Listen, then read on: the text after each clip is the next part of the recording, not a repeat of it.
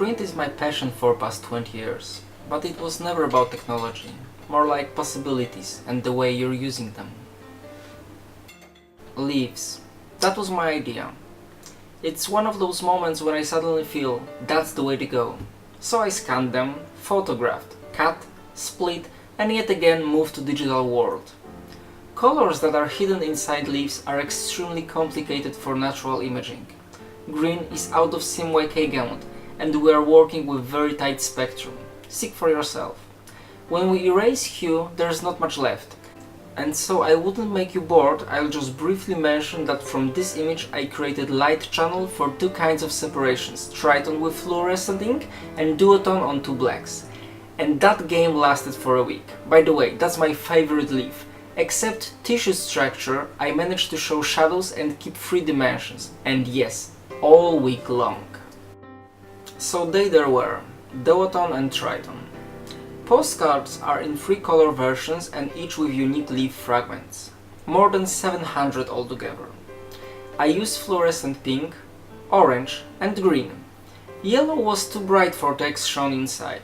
Biggest challenge with fluo inks was not image creation, but making them interesting both in daylight and ultraviolet instead.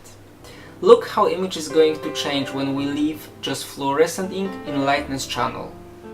On the back there's a black and white photo that was printed using 2 blacks. But check how channels are mixing. They are fully independent and expand tonality starting with midtones and all the way to deep shadows. That's why I carefully prepared images to highlight optical density. So let's take a look at the horse. Well, the one inside on your left, I mean. Most often prints are done using AM screening at given lineature. And drawing would look like this. Not very spectacular, right? Especially for this purpose I created my own screening with frequency modulation that exactly matches used press specification. That's why you are still looking at proper drawing. And on an inside? Well, there are hundreds of combinations. All graphics in layout are unique for any given sheet. Notice that fluorescent inks are not used always with full coverage, but are in process of creation and image.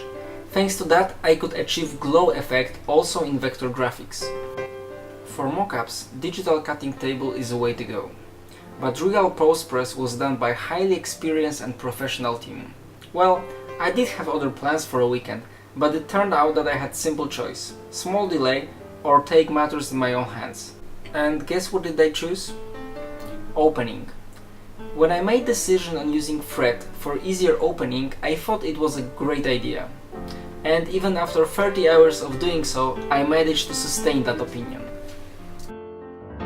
3 weeks of hard work just on cards. More than 11,000 color separations on 700 sheets. Several dozens of hours of manual post-press, and you know what? I really enjoy that. I only wonder where's the borderline between passion and obsession.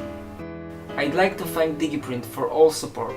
Thanks to them I was able to transport digital ideas to real world. Especially that I could play yet again with non-existing inks. And yes, it's time to mention about next part. If you did like this, the next one you will find even more exciting.